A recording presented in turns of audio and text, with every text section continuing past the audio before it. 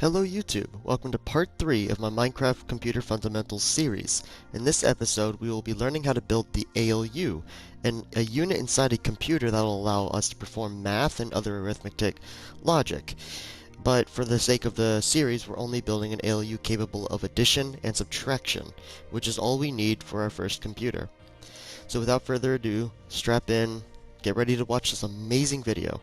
Or just not, because there's far better ALU designs out there, and since I'll be teaching you how to build this thing as a concept, and how to build it in, in Minecraft, then this video has more educational intention rather than how to build a great ALU. So if you're looking for a good functional ALU design for your computer because you're already experienced, don't watch this video. But if you're trying to learn how to build your first computer, then this is a great start. So before I get into the video, get into a little bit of details, my YouTube is booming pretty well. At the time of this recording, I have 69 subscribers. That's pretty nice, and I assume I will get more. Now, the hope is that as I continue popping out content that will help people, they will decide upon themselves to show that video to other people, which will allow more people to get exposure to my channel, so that more people can learn and more people can get into computers in Minecraft, because this is insane. Creating real-life technology inside of a video game is just unheard of. You can't do it in any other game. Not as good anyway. So without further ado, let's get into the video. Alright, so before I get into the building of the ALU, and I'll do that at that block over there, I'm starting off by showing you guys with a little crash course on copy pasting in Bedrock Edition. If you are playing on Java or you have some sort of mod that makes it easier installed, then I recommend you skip to the point, the time you see on your screen. But if you want to know a little bit more about how the copy paste feature works, it's limited. So I'm about to show you the way to take the best out of it, and how to use it. So first things first, you want to know where the lowest value in your world is. And you know which one it is if the values that are positive are going down and the values that are negative are going up in that direction. So if we come in this direction, the x value is incrementing, but in the negatives, which means it's going down.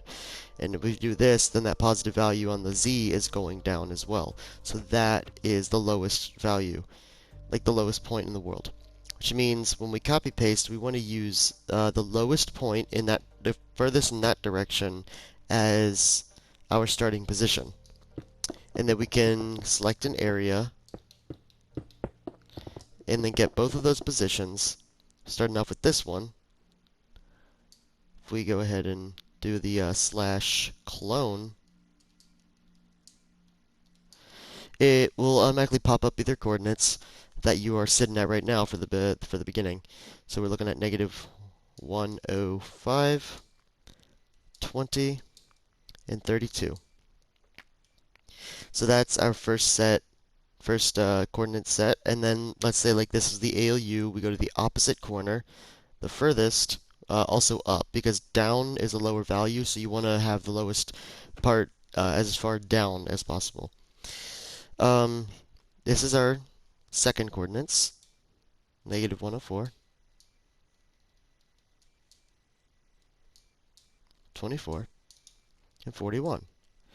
Do not use these values because this is only the coordinates of these two blocks.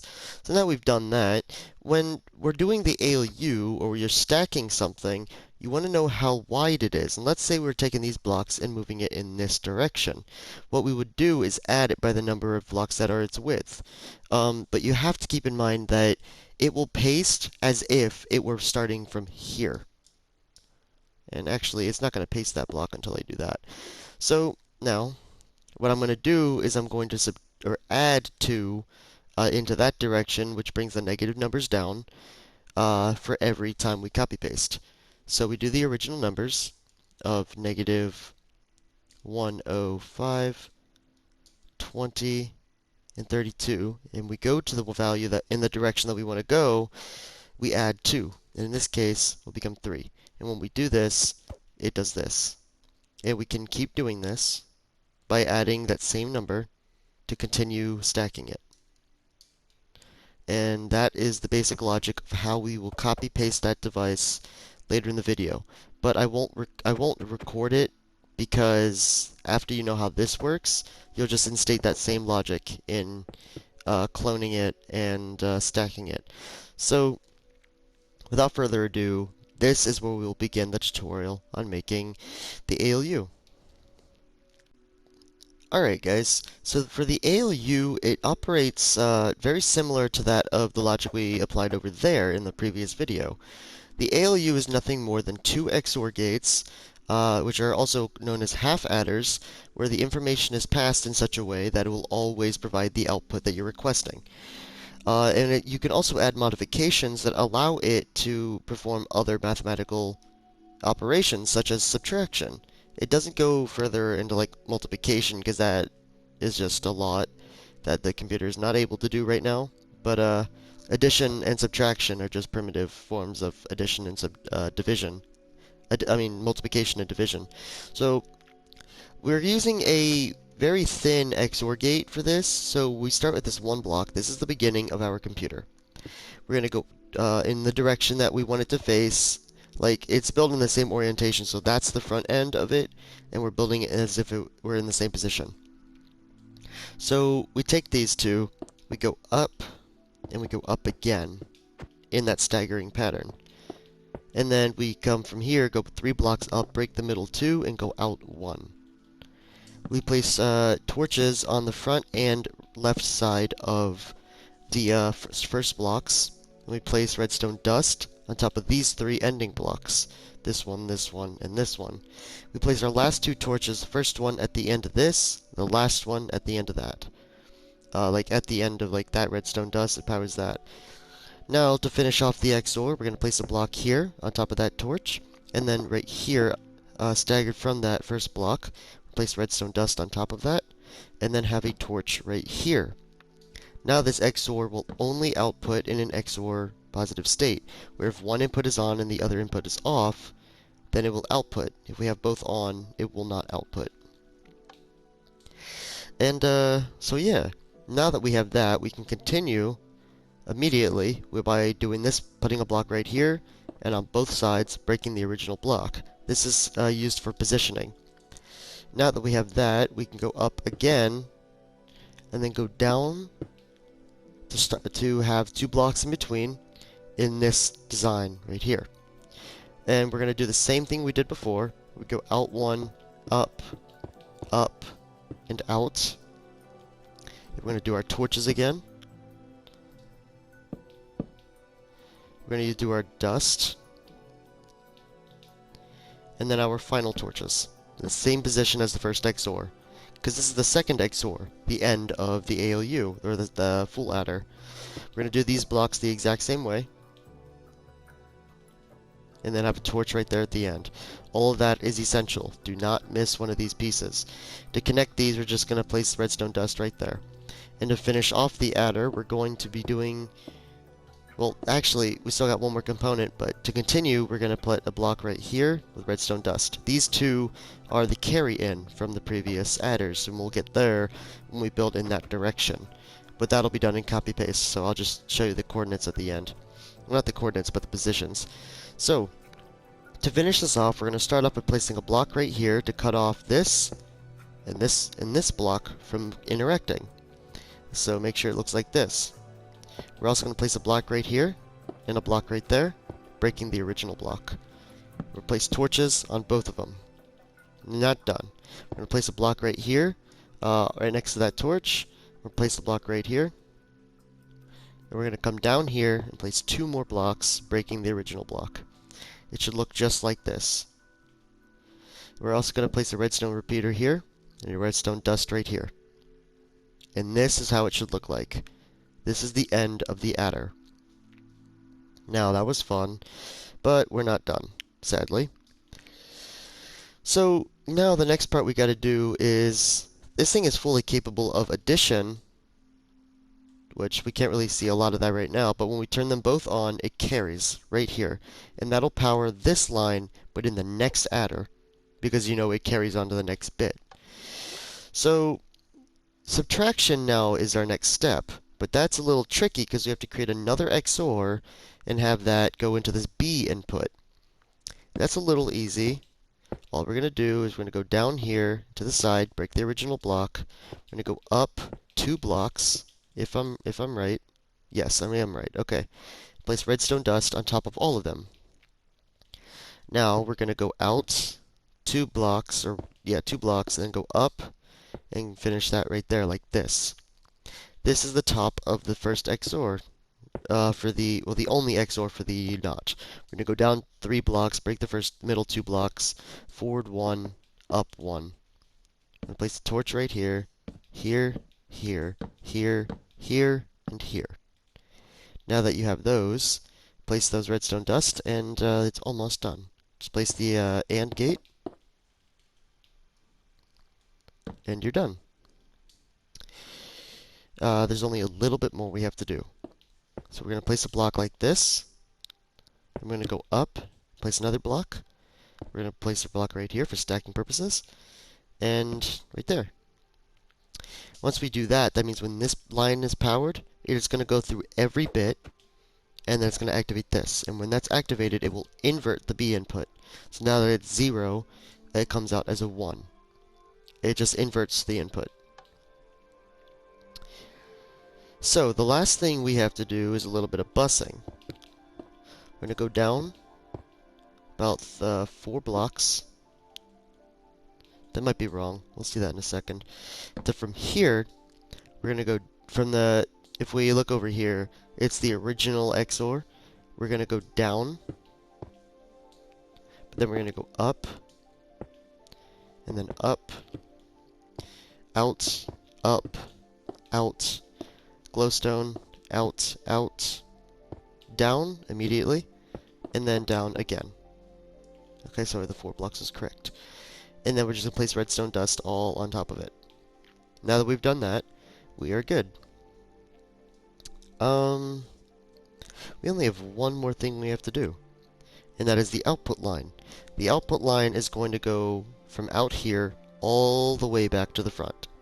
And the reason it's doing that is so that it could sit, if we come back, if we come back to our little diagram, the ALU can come back into cache. Well, actually, it's not shown, but it could save itself back into the ALU's cache, and that way it does not have to access RAM every time it wants to do an operation. It could send data back into cache and then operate on it again.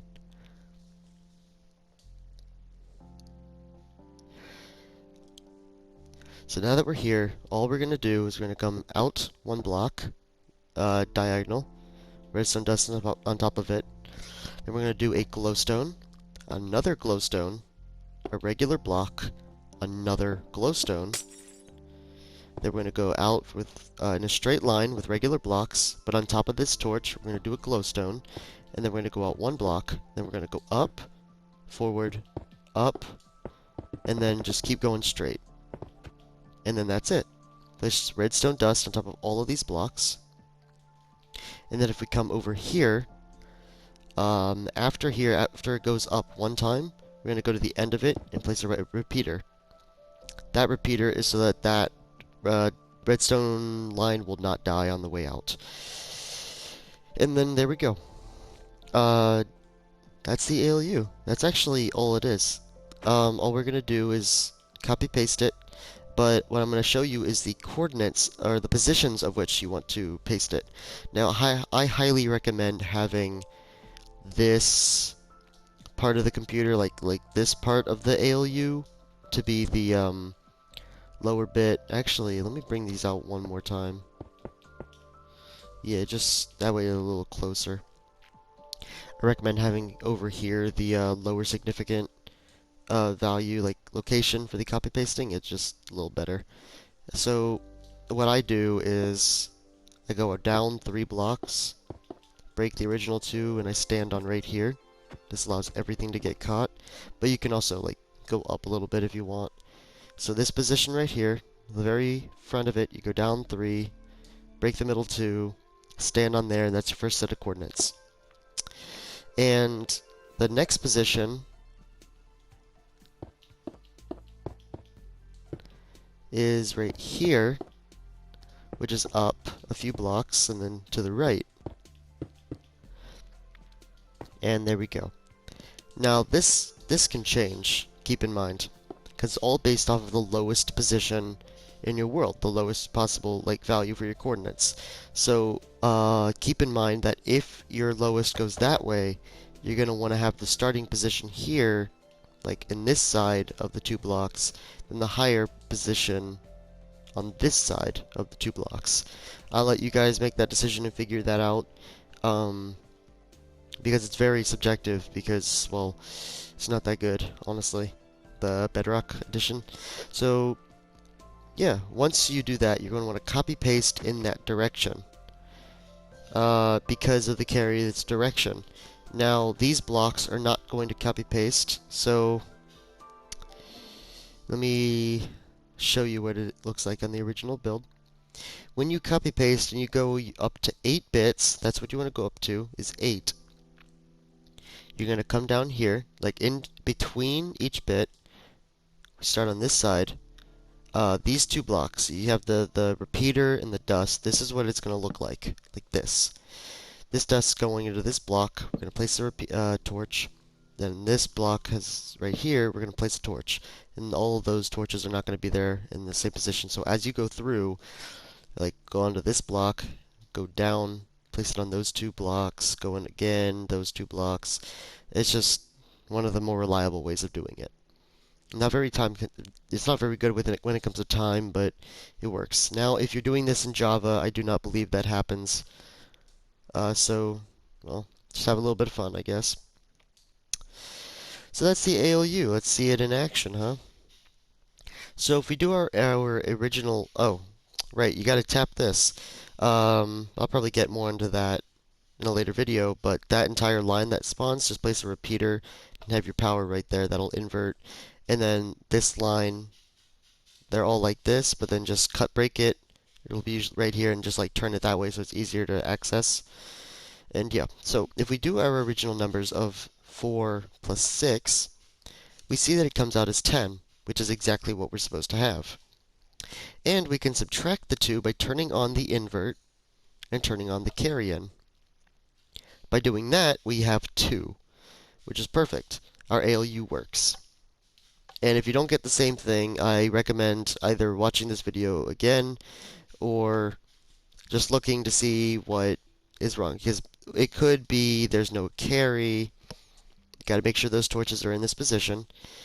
Either there's no carry, or maybe pulses aren't going all the way, or there's a block of dust not making it.